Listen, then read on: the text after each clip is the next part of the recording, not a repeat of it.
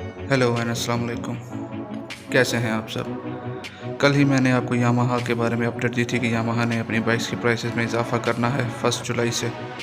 और आज होंडा की तरफ से भी नोटिफिकेशन आ गया है कि होंडा भी अपनी बाइक्स की प्राइसेस में इजाफ़ा कर रहा है और ये बिल्कुल एक्सपेक्टेड था।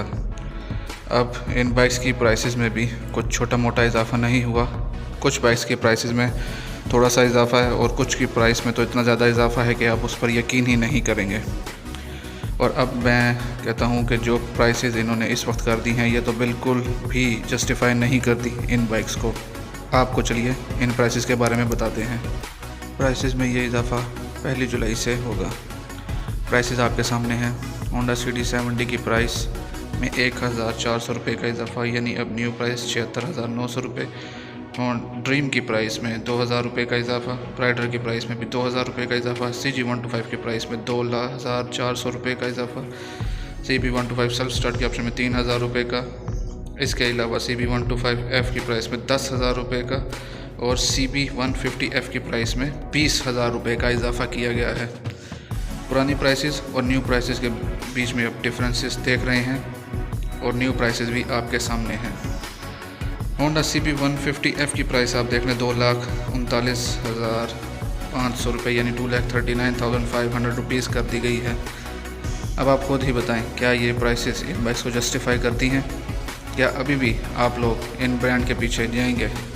क्योंकि अब तो ब्रांड जो है वो पाकिस्तान में सिर्फ़ और सिर्फ अपने नाम के ही पैसे ले रहा है। जब होंडा CB125F लॉन्च हुआ था पाकिस्तान में तब वो 1,60,000 रुपये का था और इस वक्त 2,40,000 रुपये पर वो जा चुका है। क्या अब भी आपको लगता है कि ये प्राइसेस आपको जस्टिफाई करती हैं? डॉलर का रेट तो ऊपर गया है, लेकिन एक बाइक की प्राइस में 20,000 रुपये का इजाफ़ा कर देना, ये कहाँ का असूल है? इतनी भी डॉलर की प्राइस में फ़र्क नहीं आया कि आपने एक बाइक की प्राइस में 20,000 रुपये का डिफरेंस पैदा कर दिया है।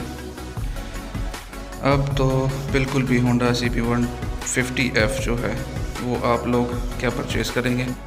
इस प्राइस में इस बाइक को परचेज़ करना अब तो बिल्कुल ही नामुमकिन काम है। अब तो आम आदमी की पहुंच से होंडा की बाइक्स जो हैं वो बिल्कुल ही बाहर जाती जा रही हैं।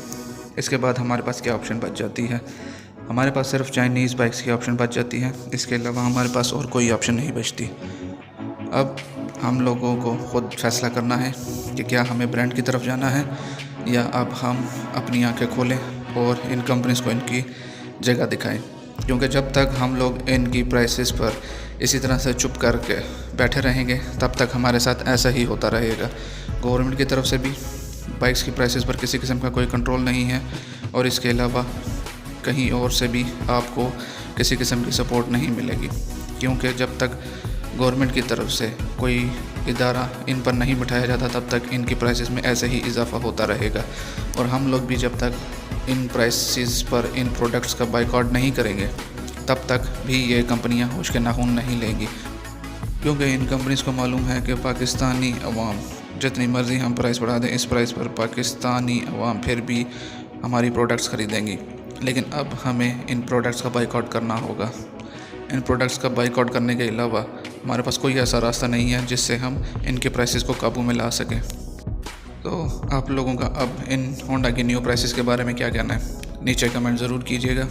इसके साथ ही मुझे इजाज़त दीजिए। प्राइसेस पर एक बार और नज़र डाल लीजिए। अपना ख्याल रखिएगा। अल्लाह हाफ़िज़।